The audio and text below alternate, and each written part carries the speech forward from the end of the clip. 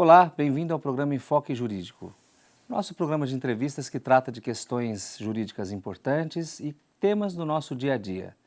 Com muita honra recebemos hoje um convidado especial, o Dr. Renato Opsi-Blum, que é advogado e economista e um dos maiores advogados especializados em direito eletrônico do país.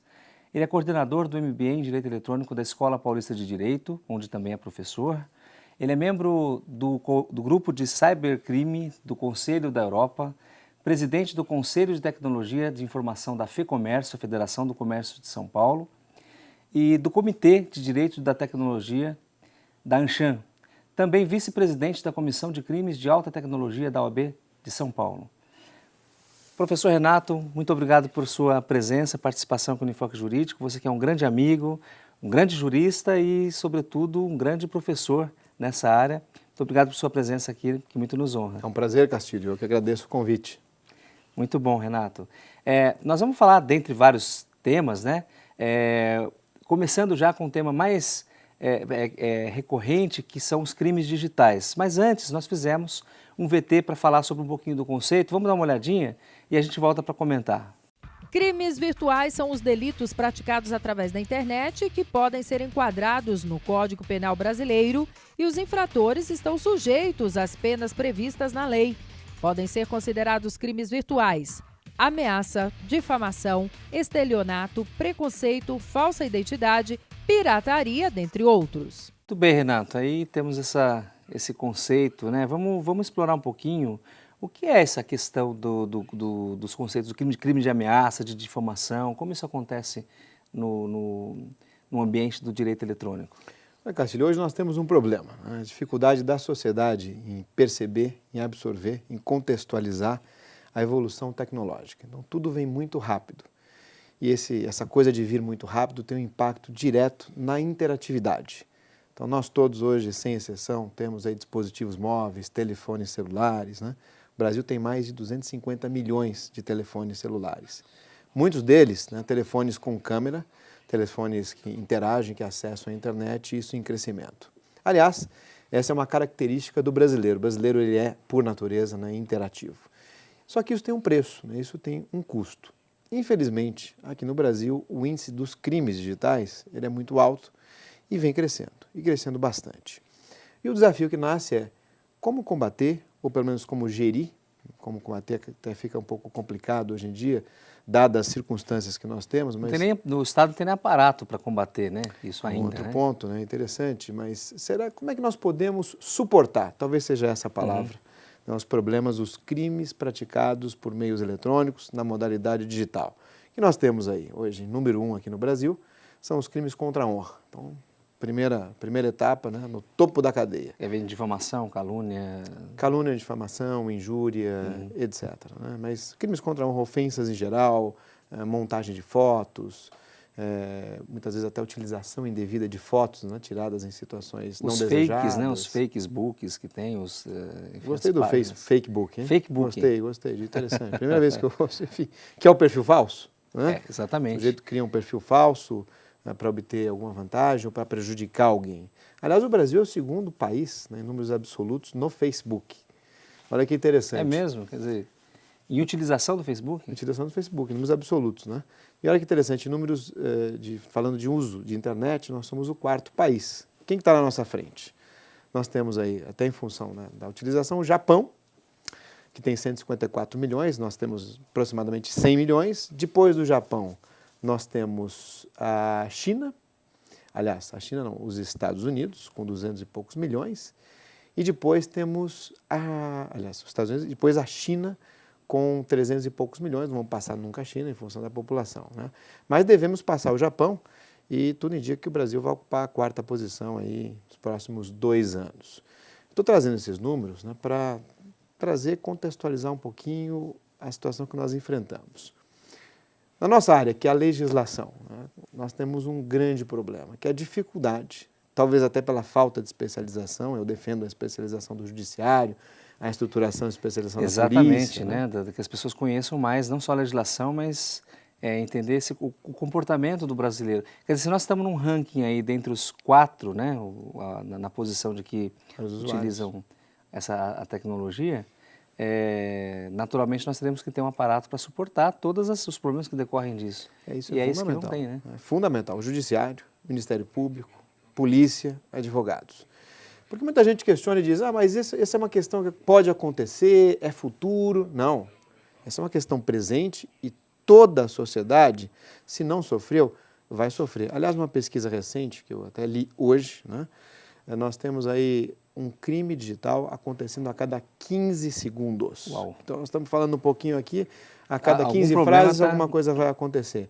Isso é um absurdo, né? Se a gente fizer uma análise simples, vamos trazer aí as mensagens não solicitadas, os spams, as mensagens fakes ou falsas, né? Então, clique aqui para você ganhar isso, veja que você está sendo traído. Às vezes até o sujeito nem sabe está mesmo, enfim, mas... Sem regra, é vírus também? Tem a função de instalar vírus? Quantos e-mails a gente não recebe por dia dessa natureza? Né? Pô, quantos? Nem me diga. Né? Eu diria hoje que a regra, né, eu diria acho que 80% são mensagens falsas, que vão para o lixo. Eu tenho mais trabalho de deletar os e-mails que eu recebo sem saber de onde vem, do que de ver os meus e-mails. De cada 100 que eu recebo, acho que 80 são e-mails de propaganda ou de coisas dessa natureza. Phishing scam. Né? E se a gente fizer um paralelo? Então, vou admitir, vamos trocar o e-mail e vamos equiparar o e-mail como se fosse uma pessoa na rua tentando nos enganar a cada segundo, que dá mais ou menos a cada segundo, dependendo do volume. Isso é normal? Isso é justo? É assim que tem que ser? Não está demais? Né? Então, não é uma questão que vai acontecer no futuro, já acontece já. Né? Hoje, nós estamos sujeitos a atos de terceiros e também, muitas vezes, a culpa acaba sendo nossa. Nós acabamos postando muita coisa sem pensar nas consequências. Né? A questão do excesso, a questão das redes sociais, né? O como colocar a informação. Hoje em dia é muito fácil, são alguns cliquezinhos para você criar uma informação falsa. Começamos a falar aí da calúnia, injúria e difamação, que está no topo da cadeia. Hoje, para você montar uma situação falsa e essa situação parecer verdadeira e disseminar isso pela internet, isso é muito fácil. E se a gente trouxer, né, comparar isso com o nosso comportamento, imagine você dissemina um boato interessante, as pessoas na dúvida começam a repassar aquilo começa a aparecer no Google, as pessoas começam a pesquisar no Google. Que viral, né? Fica viral e o Google hoje é um hábito, né, não é mais uma opção. Todo mundo hoje vai, a primeira coisa que acessou a internet, eu quero saber tal coisa, é Google. Eu não vou digitar www.xyz, eu vou no Google. Então imagine se aquela informação falsa se dissemina uma certa proporção, nem precisa muito esforço. A pessoa vai lá, clica, recebe essa informação que é falsa, que parece verdadeira, e acredita naquilo. Então o potencial ofensivo hoje de um crime contra a honra, ele é imenso. E aí eu aproveito para linkar com o bullying. O bullying que é terrível, que é o constrangimento, sim. Né, que é a calúnia, injúria, enfim, contra as pessoas, adolescentes e também adultos, como não. Tem pessoas que não aguentam, né, tem pessoas que não suportam isso. Até porque tem aquela máxima na internet, não tem o botão apagar, não tem o botão delete. Então a pessoa não consegue suportar Renato, e se mata. Quanto tempo isso pode ficar nesses, já que é viral, fica na rede ou fica hospedado, até que se corrija isso, que se tire, que se limpe, que se oficie, isso acho que tem um caminho, né? Tem um caminho complexo, né? Esse é um ponto, talvez o ponto mais sensível. Fica no cache do computador, não sei como é que... Acho que é o ponto mais sensível, até que está sendo discutido intensamente na Europa agora. A União Europeia está discutindo o chamado Right to be Forgotten, direito ao esquecimento. Existe até um embate norte-americano versus União Europeia. Tudo indica que em 2016 o direito ao esquecimento fará parte do ordenamento jurídico das diretivas europeias.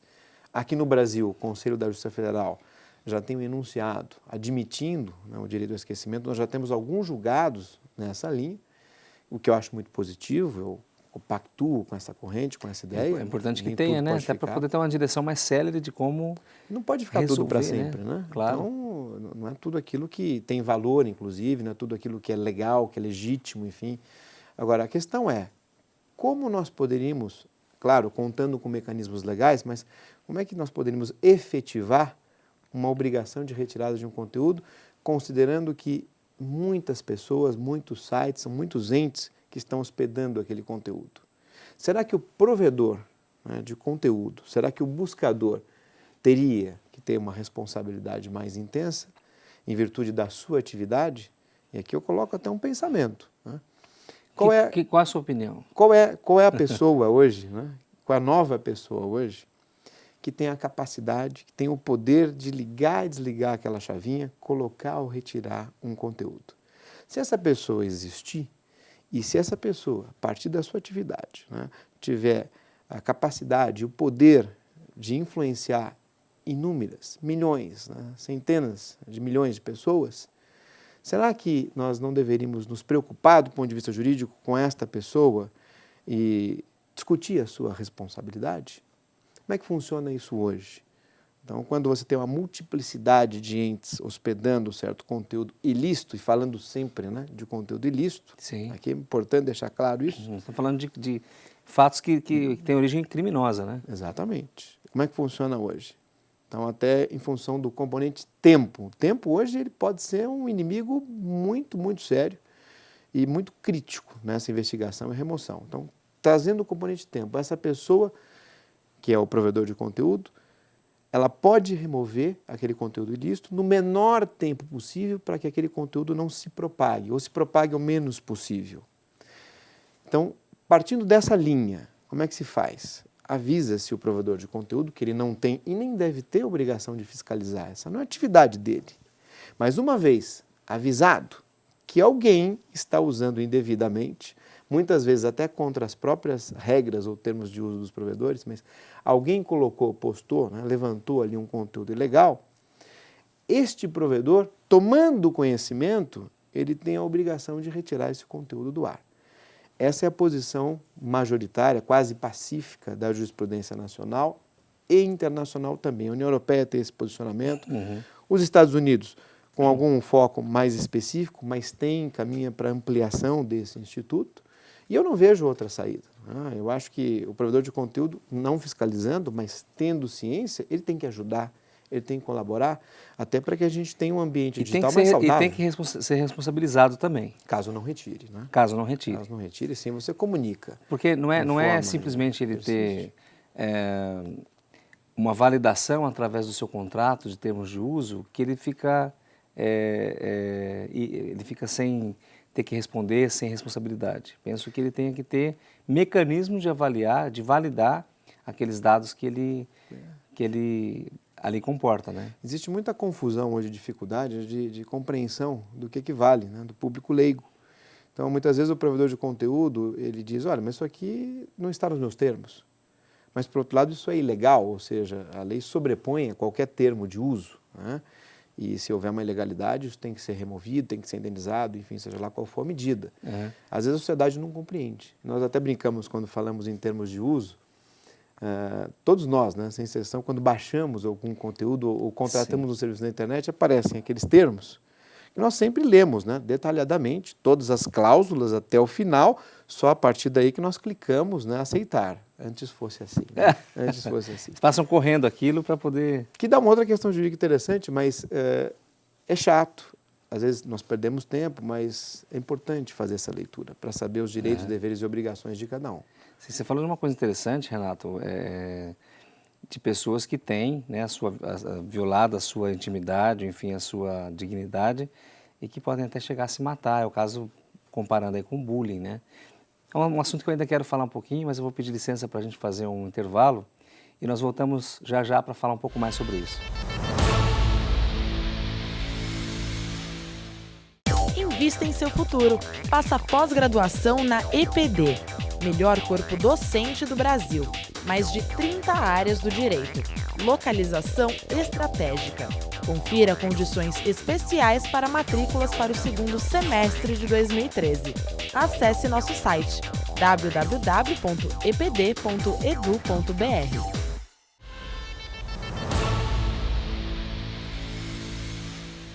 Estamos de volta com o Enfoque Jurídico. Envie suas críticas, sugestões para contato@enfoquejuridico.com.br. E hoje com um convidado muito especial, o professor Dr. Renato Opsi-Blum, um dos maiores especialistas do país em direito eletrônico. Renato, nós falávamos no bloco anterior, né, sobre vários temas, a questão da privacidade, e eu gostaria de saber agora com relação a criar perfil falso, a difamação entre um Facebook, as pessoas que têm ali os seus amigos de forma compartilhada, isso também pode caracterizar crime? Pode sim, Castilho. E olha que interessante, né? Uma dica talvez aí, né? Uma recomendação. Quando nós entramos na internet, navegamos e começamos a teclar, é importante fazer um exercício. Se aquilo que eu estou escrevendo puder prejudicar alguém, inclusive a pessoa que está escrevendo, não coloque, não tecle, não poste. Navegue ou manifeste-se com educação, né? Respeitando as outras pessoas. Sempre me perguntam qual seria a dica, então respeite o outro, né? Claro. Cuidado, não avance o sinal, não ofenda, né? Não agrida, apenas aí manifeste a sua opinião. Mas o perfil falso. O perfil falso ele pode, em algumas situações, ser considerado crime, seja em função do seu objetivo, seja em função da própria constituição, do próprio ato da conduta do perfil falso em si. Se discute na doutrina se seria uma falsidade ideológica, uma falsidade documental, alguma coisa nesse sentido. É só identificar o tipo, né? Mas tem que identificar o tipo, né? Existe essa dúvida ainda, mas normalmente o perfil falso ele é feito com intuito, né? Com um objetivo específico de prejudicar alguém ou de ofender, né? Injuriar. Você imagina criar um perfil falso e colocar fotos de pedofilia de crianças ou de coisa do tipo. Isso pode... Ah, não, aí a situação se agrava bastante, né? Principalmente se envolver pornografia infantil. Mas a pessoa não sabe. Imaginar que alguém cria um perfil fake meu e coloca lá fotos de pedofilia. Ah, sim. Aí nós temos aí não só a parte criminal, mas a parte civil também. A criminal ela vai para calúnia, para injúria e para difamação, dependendo do objetivo. Normalmente é injúria, né? E aí eu defendo, inclusive, nessas circunstâncias, em função novamente do potencial ofensivo, uma revisão legislativa, né? A pessoa que sofre um perfil falso com esse tipo de fotografia, esse tipo de conteúdo, ela sofre muito. Ela pode perder o emprego, ela pode ficar durante muito tempo exposta na internet, vai sofrer um constrangimento, os amigos vão olhar de outro jeito, enfim. A situação ela é extremamente humilhante, né? Deve ser combatida, seja na área civil com indenizações altas, seja na área penal melhorando a legislação que nós temos. Mas é um problema que se acentuou muito com o uso intenso das redes sociais, né? Que é a característica do brasileiro.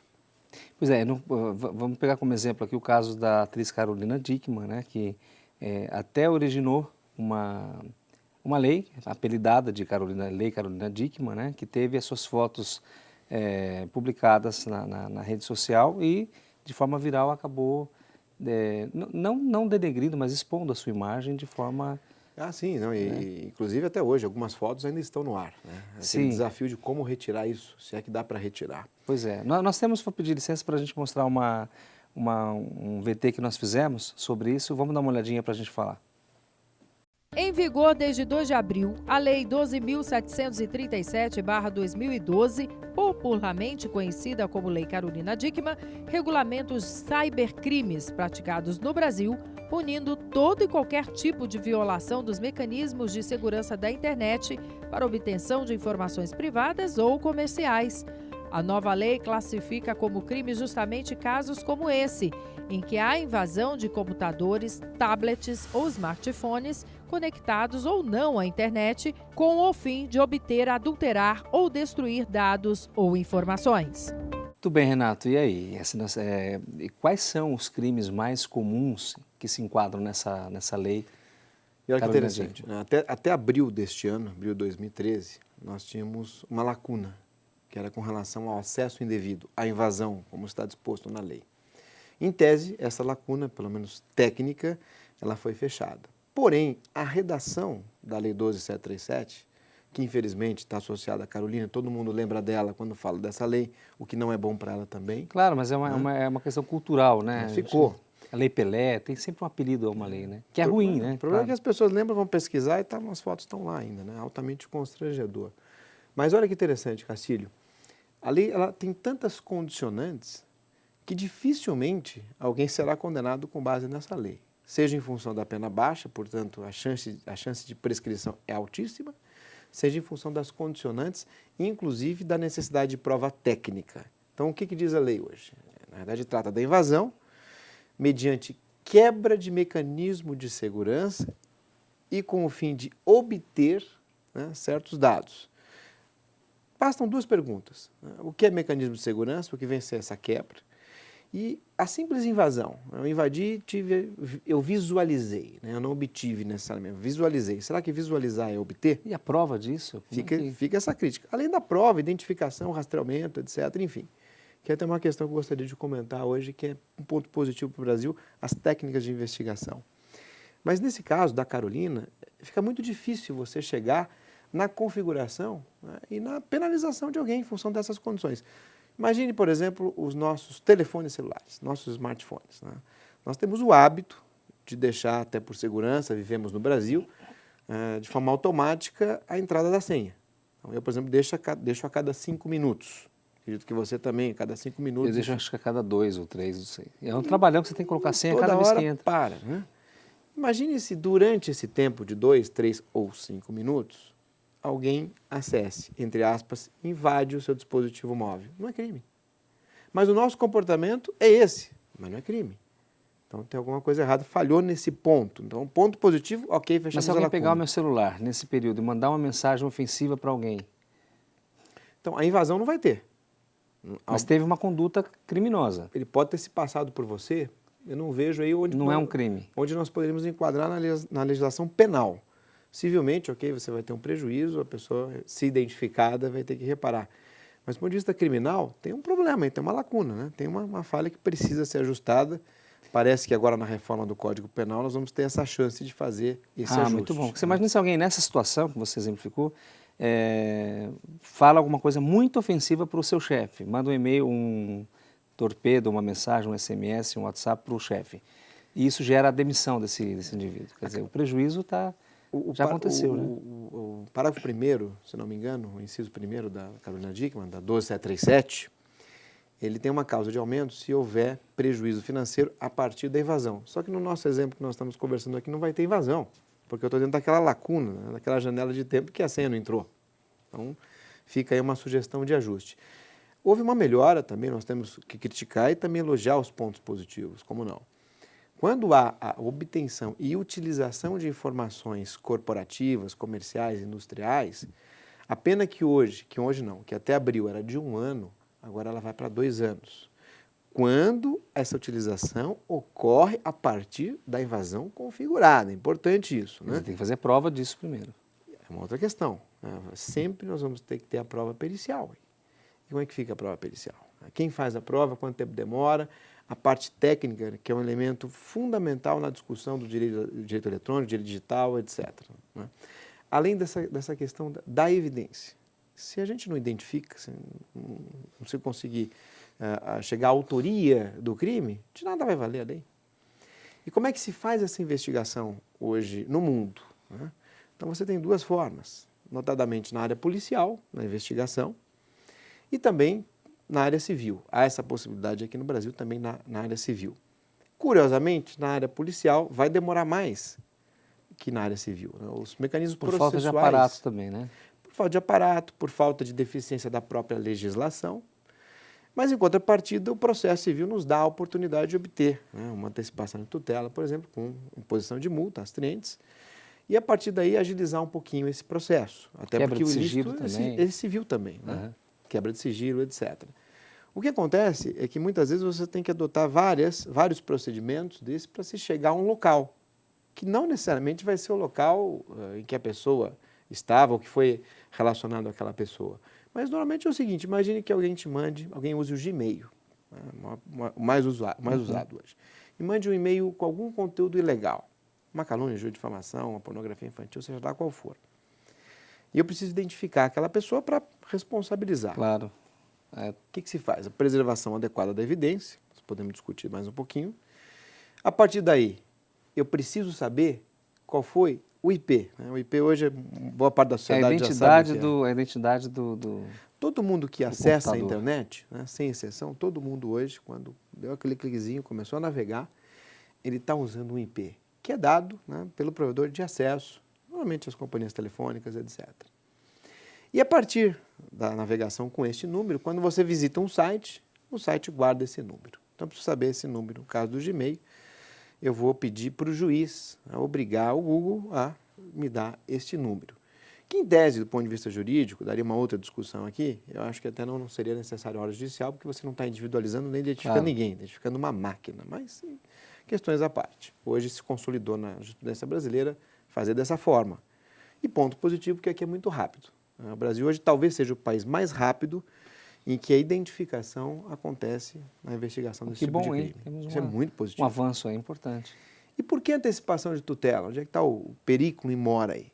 Eu estou querendo um IP para chegar, a partir desse IP, naquele provedor que deu acesso à pessoa.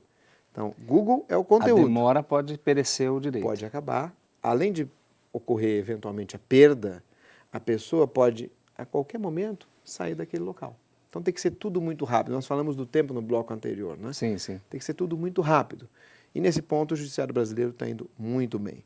A partir daí, identifica-se recebe-se o IP, identifica-se o provedor de acesso, ordem judicial, identifica-se o local. E aí duas coisas podem acontecer. Ou o local coincide com o usuário, ou não coincide, e aí talvez seja necessário, em alguns casos necessário, fazer uma busca e apreensão. E, novamente, a gente cai na prova técnica. Nós vamos ter apreensão de equipamentos, né, de discos rígidos, de HDs, de mídias, de dispositivos móveis e também os objetos para poder identificar eventual autoria. Renato, nós temos nossa equipe de reportagem fez algumas questões. Vamos dar uma olhadinha para a gente comentar sobre a questão das invasões. Vamos dar uma olhadinha. Oi, meu nome é Cláudia. Eu gostaria de saber se existe alguma dica para evitar esse tipo de invasão na internet. Meu nome é Silvana e eu gostaria de saber como que se localiza alguém que comete um crime pela internet. Bem, você viu aí que são questões que nós já abordamos, já falamos, né? Mas acho que você pode aí dar algumas dicas conforme eles...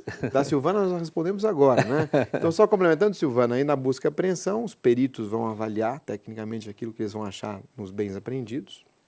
Inclusive, hoje, muita coisa pode não ser apreendida em loco, mas na nuvem, hoje as informações são hospedadas, né? No cloud, que a gente chama. Pode até estar em outro país, aí vem outra discussão legal. E a partir daí, e aí, Renato, identificada a autoria. Interessante essa questão. Está num cloud está num provedor que fica num outro país. Como é que a gente faz isso? Carta rogatória? Existem situações em que uma ordem judicial encaminhada via ofício, ela é aceita, respondida. Outras situações não, aí faz necessária a rogatória. Outras situações em que a rogatória vai demorar um pouquinho, já melhorou muito, né? Hoje em 2 meses se cumpre uma rogatória. Mas 2 meses? 2 meses, aproximadamente. Isso é algo que cada dia, cada momento prejudica, não sei, dependendo do periculum in mora, né? Então, põe em risco. Né? Põe em risco. 2 meses para o direito é muito rápido, mas 2 meses para a realidade digital... Para a realidade é muito tempo. É muito tempo. Então, e não há ainda, Renato, um tratado internacional que discorra sobre isso, que trate dessa questão? Já nós estamos falando de uma matéria sem fronteira, né? Aí o mundo está atrasado nesse ponto. Né? A única convenção que existe hoje é a Convenção de Budapeste, a Convenção do Cybercrime de 2001, em que, infelizmente, o Brasil não é signatário por questões políticas, mas não é signatário. Mas, seja como for, essa convenção ela também não tem aquele poder, a capacidade ainda de resolver essas situações. Curiosamente, quando nós falamos aí em competência e lei aplicável, boa parte dos sistemas jurídicos de todos os países já definem isso. Né? O problema é o tempo. Essa é uma preocupação em que a ONU deveria chamar para si, no menor tempo possível, e tratar de estimular, né, aí sim, tratados internacionais sobre esse assunto que envolvam a preservação e a repressão desses ilícitos, como acontece de forma já muito eficaz na União Europeia, em função do caráter, né, da própria União. Até por conta também do comércio eletrônico entre a União Europeia, enfim, até nós estamos falando de crimes aqui contra a honra, né? Mas você transportar agora para crimes que envolvam relações de consumo já é uma outra vertente, mas da mesma natureza, né? Renato, vou pedir licença novamente, vamos fazer um breve intervalo e para a gente começar, para voltar a tratar desse e outros assuntos também. Foco Jurídico volta já já.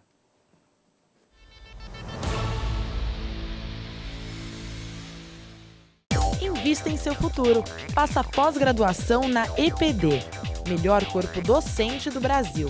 Mais de 30 áreas do direito. Localização estratégica. Confira condições especiais para matrículas para o 2º semestre de 2013. Acesse nosso site www.epd.edu.br. Adquira as obras do professor Ricardo Castilho. Filosofia do Direito, um manual indispensável para aqueles que desejam conhecer os jusfilósofos de todos os tempos. E Direitos Humanos, um livro para todos os operadores do direito e os interessados em aprender a evolução do homem. saraivajur.com.br.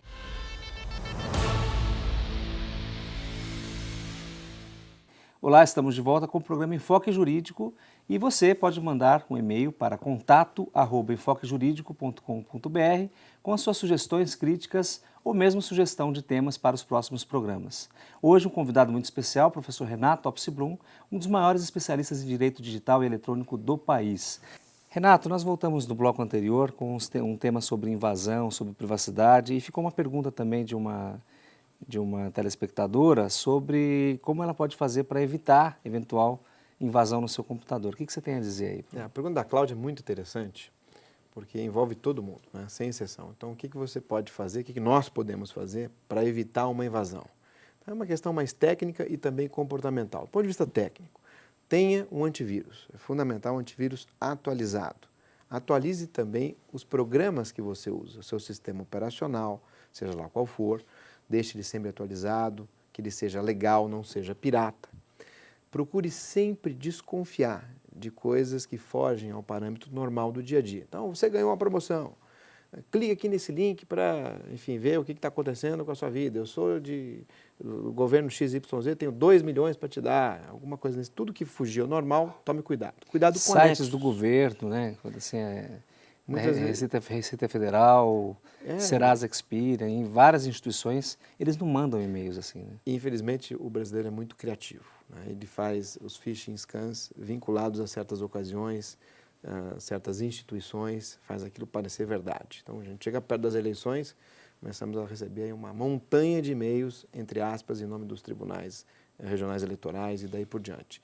Mas tem que desconfiar, né? E usar a própria internet para pesquisar se aquilo é verdade ou se é mentira. Existem vários canais que trazem esse auxílio. Ao mesmo tempo, né, além da desconfiança, é importante ver quantas pessoas estão usando o seu equipamento. Se o equipamento ele é compartilhado, no caso, por exemplo, de uma família, nós temos aí várias faixas etárias usando cada um do seu jeito, é uma recomendação importante aqui que a pessoa evite. Questão de comportamento, cada um tem a sua máquina. O ideal é cada um ter o seu dispositivo, a sua máquina, né? Sem dúvida que cada um navega de um jeito. Então, nós podemos ter uma máquina mais exposta, um computador menos exposto. Isso é uma outra forma de você também ter mais segurança. Entendi. E tem como sei lá, de alguma forma ficar invisível na internet? Existe uma... Olha, fala-se muito do anonimato, né? Do anonimato, exatamente, manter o anonimato. É importante deixar aqui, fazer um disclaimer, né? A Constituição Federal Brasileira, no 5º, ela garante a liberdade de expressão, mas ela expressamente veda o anonimato. Então, esse anonimato técnico, do ponto de vista jurídico, ele não pode acontecer. Então, existem formas de você conseguir descobrir a autoria, mas também existem maneiras, claro, mais trabalhosas, da pessoa não ser descoberta, né? E são esses desafios que movimentam essas discussões, inclusive internacionais, de como evitar que isso aconteça. Até do ponto de vista jurídico brasileiro, por exemplo, quando você vai em um cybercafé, o cybercafé tem a obrigação de autenticar você, de saber que naquele dia, naquela hora, você usou o serviço dele, não quais foram os sites que você visitou, mas que você usou o serviço dele. Por que isso? Porque daí naquela investigação, sempre com ordem judicial, se chegar no IP daquele cybercafé, ele vai ter condições de dizer quem usou. Caso contrário, ele tem que ter um cadastro. Pode ser responsabilizado. Para usar, ele tem que ter um cadastro e ainda tem que ter uma autenticidade daquele cadastro. E você falou da questão da segurança, né, na pergunta da Cláudia. A gente não pode esquecer das redes sem fio, né? Hoje quase todo mundo tem wireless, né? A rede tem que ser fechada. Se eu simplesmente instalar o meu roteador e deixar ele aberto, alguém pegar a minha rede, praticar um crime e na investigação, naquela ação de busca e apreensão, a ação vai acontecer naquele local, na casa da pessoa, e muitas vezes ela nem vai saber o que está acontecendo, mas a polícia vai chegar, vai bater na porta às 6 da manhã e vai entrar. Então, é uma outra questão, muito cuidado com as redes sem fio que estão abertas, ela tem que ser fechada. E mesmo fechadas, existem ainda certas vulnerabilidades. Sabe, Renato, outro dia eu tive acho que foge um pouco disso, mas uma dúvida. Fiz uma compra de um valor até expressivo, de um produto, e o menino pegou o celular dele, colocou ali um dispositivo, acoplou no celular dele e passou o meu cartão. Eu nunca tinha visto isso, né? Eu não sei se é uma coisa comum, mas fiquei preocupado. Eu falei, será que isso não pode ser um chupa-cabra, alguma coisa do tipo? Pode, né? Pode, Pode, né? mas é uma prática cada vez mais comum. O cartão brasileiro, ele tem um agregador de segurança a mais, que é o chip. Então, o chip deixa o cartão extremamente seguro. A tendência internacional, hoje só nos Estados Unidos, parece que existem ainda os cartões só com tarja. A tendência é que todos os cartões tenham chip, para evitar fraude e para eliminar, em tese, essa preocupação. Até porque, dentro da sua colocação, nós estamos hoje começando, aqui no Brasil, com intensidade, a usar já os sistemas de pagamentos móveis, que Sim. são vários, né? Por exemplo, daqui a pouco a gente não vai nem precisar do cartão, nós vamos aproximar o nosso dispositivo móvel àquela plataforma de captura e vamos fazer a compra ali. Eventualmente vamos receber um SMS e responder o SMS, eventualmente só aproximar e colocar uma senha. Esses seriam os mais comuns. E isso tende a tomar o mercado. Sim. Então, nós vamos ter, num curto espaço de tempo, uma mudança muito forte de comportamento. Que, em verdade, isso é bom, por questão de segurança, isso pode ser um pouco mais eficaz até, não sei. Porque hoje eu não sei de que forma você vê ou de que forma isso acontece, a questão da segurança quando se compra pela internet, ou quando nós fazemos os pagamentos. A maioria das pessoas hoje não vai ao banco, obviamente, eles pagam pelo celular, né? Você passa o código de barra ali pelo celular e paga a tua conta. Se nós tomarmos aquelas medidas, né, que nós comentamos aqui, de segurança, então eu vou usar esse computador para fazer compra, para fazer transações bancárias, para navegar com segurança, vou ter um antivírus atualizado, sistema operacional, etc, etc. Dificilmente a pessoa vai ter um problema, dificilmente ela vai ter um problema. Atento também à questão do site com um cadeadozinho, né, no canto inferior direito, sempre clicar também naquele cadeadozinho para ver se o cadeado está ativo, não é só a imagem, né, porque já existe fraude na imagem. A certificação digital hoje, que no Brasil está se intensificando, é uma forma extremamente segura de acesso à internet, da manifestação da vontade, o processo eletrônico aqui no Brasil, que é o exemplo único no mundo. Hoje o Brasil, ele é exemplo para o mundo nesse ponto. Precursor, né? Nós vamos ter aqui em São Paulo, o que tudo indica, no próximo ano, praticamente a digitalização completa, né, dos 85 milhões de processos, né, que existem. Todos digitalizados. E todos os advogados usando, mais 800 mil no país, aqui em São Paulo, em torno de 350 mil, enfim, usando a certificação digital, que é uma forma segura, e isso em curto espaço de tempo também. Então, e foi coercitivo, né, Renato? Quem não tem, não peticiona mais, né? Em algumas situações, tem que haver um empurrãozinho, né? Senão a coisa não acontece, né? Mas o exemplo claro que existem algumas instabilidades, etc., mas isso vai sendo corrigido, e eu acho que o modelo brasileiro, não só do Estado de São Paulo, mas o modelo em geral, o CNJ está indo muito bem com isso também, de certa forma está sendo um modelo bem efetivo e que vai servir de exemplo para muitos países. Que bom, né? Um ponto positivo para a nossa... Sem dúvida nenhuma. Agora, o que tem que se cuidar, então, em toda essa evolução é a questão da segurança, né? Porque hoje a gente faz compra pela internet, a gente paga conta pela internet, mas você que tem um escritório grande, não sei se existem muitos casos de violação, porque nós temos os hackers também, né? E assim, uma comunidade crescente de hackers, né? De criminosos, né? Que invadem aí, que conseguem pegar senha, enfim, cometem crimes de fato, às vezes quebram empresas, enfim, tem uma série de questões assim. Como é que se avalia isso aí? Os crackers, né, que seriam os hackers do mal, infelizmente... são os crackers. Infelizmente, os crackers. Às vezes eu falo hacker, muita gente fala, Renato, não podia falar hacker, é crack, tá bom. Então, crackers, tecnicamente falando, os crackers brasileiros são muito bons, né? Costuma-se dizer que o que acontece aqui hoje, do ponto de vista de fraude, vai acontecer em outros países daqui 2 ou 3 meses. Infelizmente, é um registro que tem que ser feito. É bom que nós saibamos disso, que o Brasil está precursor em muitas coisas boas, né? Também, ainda que de uma forma negativa aí, né? Nós temos bons hackers, né? Enfim, mas crackers, seja como for, isso é uma questão que vem do comportamento do usuário. Então, os crackers eles não invadem os sistemas dos bancos, eles invadem os nossos computadores, né, as nossas máquinas. Falamos da certificação digital. Eu já vi pessoas, né, pegando o seu certificado digital, o seu cartão com chip, e deixando um post-it junto com a senha. Então, a gente costuma dizer, ele está emprestando o braço dele que é com a certificação digital. Com o certificado digital você pode assinar qualquer contrato, comprar, vender a sua casa, enfim, fazer o que você quiser, e você não sabe quem vai estar usando. Então, isso não pode acontecer. São situações de insegurança em virtude do avanço tecnológico muito rápido. Questões, basicamente, Castilho, comportamentais, né? Quer dizer, isso então é a dica grande aqui, é que a gente tenha todo o cuidado possível, né? Identificar o site, identificar se eles têm os requisitos mínimos e também tomar cuidado de que forma Nós falamos insere as informações lá, né, no lá computador. no primeiro bloco dos crimes contra a honra, né, que é está em primeiro lugar. Em segundo lugar estão as fraudes, que ou é estelionato, ou é furto mediante fraude. Dependendo dos casos, concurso material ou formal, as penas podem superar, como já existem decisões, 20 anos de prisão. O comércio eletrônico em si, ele ainda não apresenta um alto índice de fraudes. Você tem um alto índice de tentativas. Mas fazendo um paralelo, né, com a questão tecnológica dos nossos craques que são avançados, os nossos sistemas de detecção também de fraudes são bem avançados.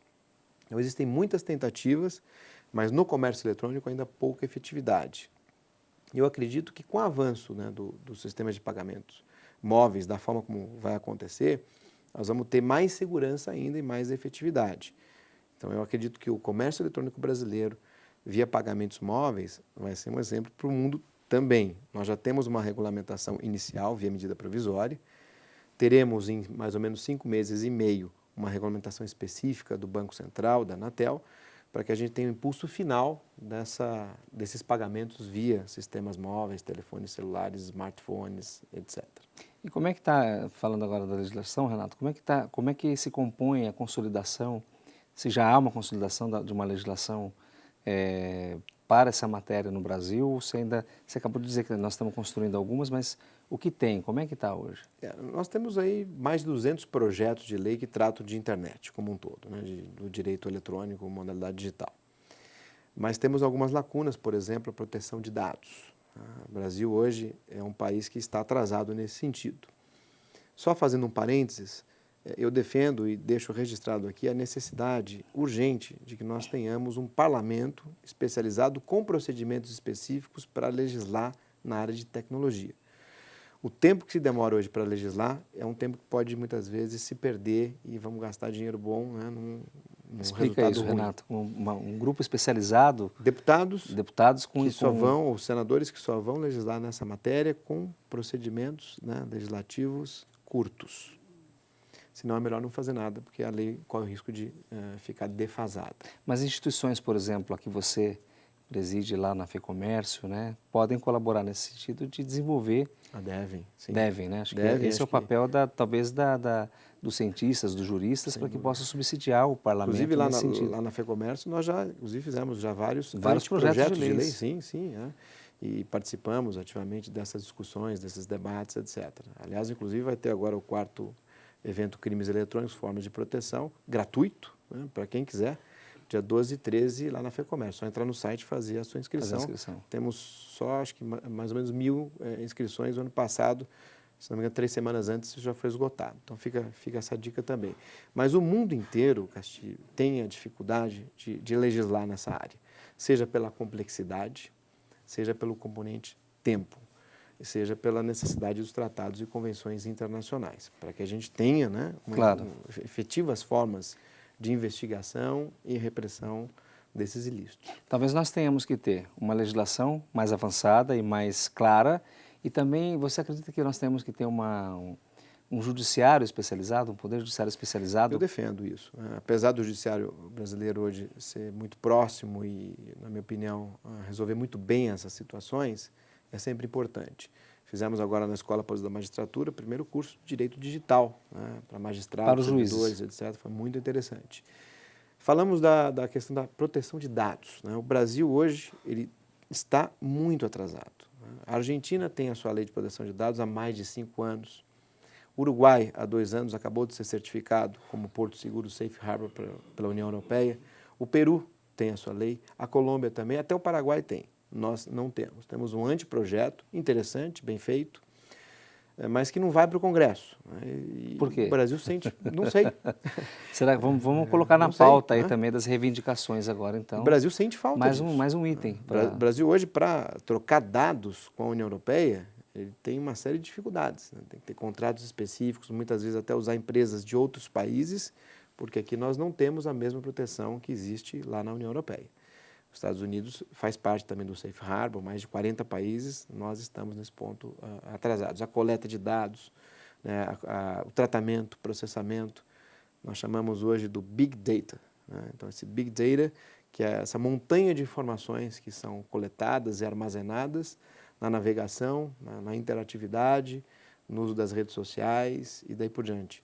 Isso tudo hoje fica armazenado. O que não acontece ainda é a efetiva distribuição, a efetiva customização e identificação de cada pontinho dessas informações. Mas uma hora vai acontecer. Muito bom. O assunto é muito interessante, temos ainda muita coisa para falar, inclusive o que nós temos pautado aqui hoje não vai dar tempo, eu gostaria já de convocá-lo para uma nova entrevista aqui para a gente pautar muitas outras coisas. Vamos fazer um intervalo breve e nós voltamos já já sobre esse tema.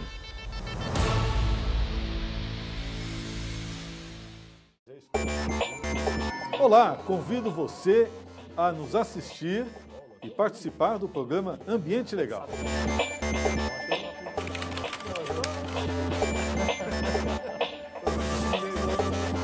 Aqui, na TV ESE. Invista em seu futuro. Faça pós-graduação na EPD, melhor corpo docente do Brasil. Mais de 30 áreas do direito. Localização estratégica. Confira condições especiais para matrículas para o segundo semestre de 2013. Acesse nosso site www.epd.edu.br.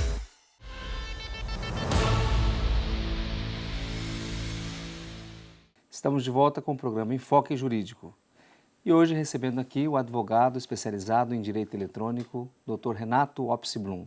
Envie para nós seus comentários, críticas ou sugestões para contato@enfoquejuridico.com.br.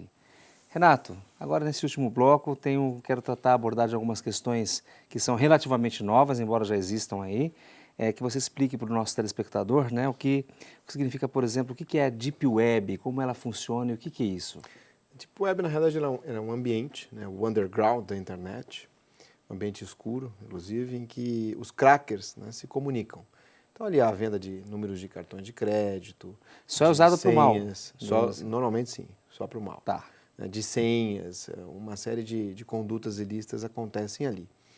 São protocolos específicos, fora da internet normal. Mas tem IP, tal como os sim, demais... você tem conexões, mas existe uma dificuldade maior um pouquinho de você conseguir fazer a investigação. Mas é um underground, né, da internet, onde muitos crackers se encontram e interagem ali, né? Mas também, da mesma forma que você tem pessoas ruins, você pode ter pessoas boas ou pessoas querendo investigar, participando também daquele ambiente. É algo à parte, enfim, não é dos melhores lugares para se frequentar, mas existe e isso deve ser... Então é bom nem dar uma dica aqui de como acessar isso. Não, porque você não acessa via a internet, né? São protocolos, programinhas específicos de comunicação. É um pouquinho mais complexo, específico até, né, em cima disso. E quais são como ele é utilizado? Quais são os crimes, delitos, ou enfim, de que forma esse grupo, né, essa minoria utiliza? O que mais se acha ali é a venda, né, de números de cartões de crédito e de senhas. Então, pessoas que conseguiram acesso indevido... Né, alguém pode comprar isso lá? Pode, vende. Inclusive programas específicos para invasão, vírus. Mas, Renato, se alguém tem acesso à senha de um cartão, por que vai vender? Se ele pode utilizar também o criminoso, né? É porque são várias situações diferentes. Então, você tem um sujeito que é especializado em só obter a senha de acesso. O outro que é especializado em transferir o dinheiro. É uma cooperativa, então, de pessoas que se unem para poder... Sim, pode ser, em muitos casos, uma organização criminosa. Sim, uma quadrilha. Né, juntas, né? Então, são situações bem críticas, né, sensíveis, e acontece todo tipo de ilícito. Até pornografia infantil tem também. Drogas, talvez. Drogas também. Aliás, falando de drogas, hoje nós tivemos a primeira ação investigativa e ação criminal pelo Departamento de Drug Enforcement dos Estados Unidos, envolvendo uma pessoa que iria comprar drogas com uma moeda digital, não ia comprar com dinheiro. A moeda digital mais conhecida é chamada Bitcoin. Bitcoin. O Bitcoin.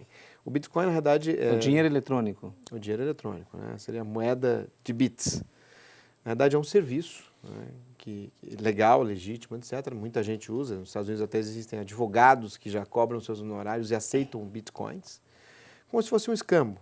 Então, você não tem a troca, a circulação do dinheiro em nota, mas você tem o dinheiro digital, você vai trocando. Meu serviço vale X, Y, Z, você vai ganhar X, Y, Z bitcoins. Depois, se você quiser, tem a conversão. Você converte a moeda digital com o dinheiro, com o dólar. Existe uma paridade para isso e você recebe a nota, a moeda física. E o Bitcoin vem crescendo bastante. É uma forma alternativa, está começando a ser regulada agora, vai ter que ser regulada. Os Estados Unidos já baixou a primeira norma com relação a isso. Então, existe já um início de controle, a União Europeia está pensando também, enfim, analisando, estudando o assunto. Mas, em função do crescimento do uso, isso já está começando a trazer alguns problemas como esse. No mês passado, na Costa Rica, um sujeito foi preso por estar lavando dinheiro nessa troca de dinheiro físico por Bitcoin. Quer dizer, já avançou tanto que até o crime de lavagem de dinheiro. Quem já... imaginaria, né? Hoje nós usamos tantos serviços, inclusive serviço, né, de moeda digital. E você acredita que isso possa ser uma tendência para, tirando a questão do crime, mas isso pode acontecer, realmente nós temos uma moeda, nós temos um Bitcoin como... Sem dúvida. É uma tendência, não é? O serviço Bitcoin ele vem crescendo exponencialmente. Até muitas vezes, talvez até motivado pela não regulamentação. Então, em tese ali, você não tem tributação. Você tem tributação pelo serviço ou pelo produto que você vendeu. Mas ali em si, se você não teve circulação, fica muito difícil de fiscalizar. Fica até um alerta para o fisco. Eu acho que mais cedo ou mais tarde, claro, o fisco vai se atentar a isso e vai achar um meio, né, de fiscalizar. Mas eu diria que é reversível a questão do uso de moedas digitais. Você troca o seu serviço por uma moeda de alguém que também presta o seu serviço e depois, se for o caso, você pareia essa moeda e recebe a moeda física. Eu acho que nós vamos ter duas moedas circulando paralelas, ao mesmo né? tempo. Sim. O problema é que o Bitcoin não tem um lastro.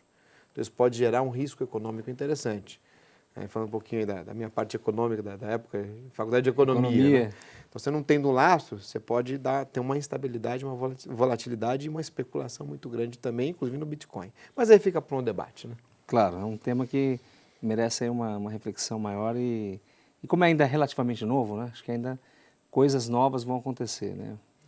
Muito chão, temos muito chão pela frente. Renato, assim, nós temos muitos temas, eu destaquei alguns, eu queria que você falasse um pouquinho sobre a violação dos direitos autorais, que acho que é um dos principais, se não o maior, um dos maiores problemas hoje na internet, né, que é o uso indevido de tudo. A gente pode enumerar quais são os problemas, mas desde a utilização, baixar música, né, isso, enfim... cópia de livro, de artigo, de texto, enfim. Como que isso está sendo tratado pelos nossos tribunais e como que isso pode ser... qual é o futuro para isso? Exemplo de quando nós conversávamos sobre o anonimato, um outro mito que a internet trouxe foi de que seria um ambiente livre. O copy and paste, o recortar e colar, o copiar e colar. Recorte e cola, né? Não é porque eu tenho um conteúdo disponível, acessível, que eu vou ter o direito de copiar e materializar ou colocá-lo em outro suporte. Pelo contrário, a lei veda esse tipo de comportamento. Eu posso acessar, mas não necessariamente copiar, a não ser, claro, nas exceções legais. Né? Claro. Outro dia um aluno meu me perguntou, mas e o íconezinho da impressora? Eu estou lá num site, tem um íconezinho da impressora, imprima aqui. Quando você imprime, você materializa no suporte papel.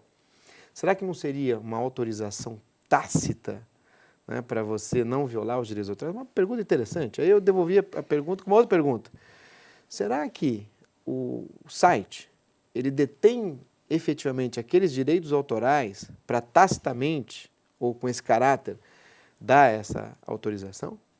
Porque não necessariamente aquilo que está sendo hospedado é dele, é de quem colocou aquele ícone. A questão é complexa. E muita gente, né, muitas vezes até de boa fé, mas alguns limites têm que ser estabelecidos, dizem, mas eu acessei, copiei, a internet é pública, etc., até confessa mesmo que houve essa cópia. E se a cópia acontecer fora, né, das situações de uso pessoal, em que você pode, né, copiar pequenos trechos para uso pessoal, está lá no 46, ou situações em que você incorpora em uma obra que você está criando, né, passagens de outras obras com a devida referência, Em situações que você sai dessas, né, exceções mais comuns, você pode estar violando, sim, direitos autorais. Né? Como não? E qual seria o risco para isso? O risco maior acontece para aqueles que disponibilizam o material copiado. Então, ontem, por exemplo, um sujeito nos Estados Unidos foi condenado a pagar mais de 600 mil dólares por ter copiado e, esse é muito importante, disponibilizado mais de 33 músicas pela internet. Aqui no Brasil... 33? 33 músicas. O problema foi que ele disponibilizou. Aqui no Brasil, quando você disponibiliza, se não for possível identificar o número de pessoas que acessaram, você multiplica o valor de cada obra por 3 mil. Então, são situações que muitas vezes acontecem, críticas, mas que podem, né, inclusive, ter um prejuízo financeiro extremamente alto. Renato, esses sites que tem essas músicas, você clica lá o nome do cantor, da banda ou da cantora e vem a relação e se baixa gratuitamente.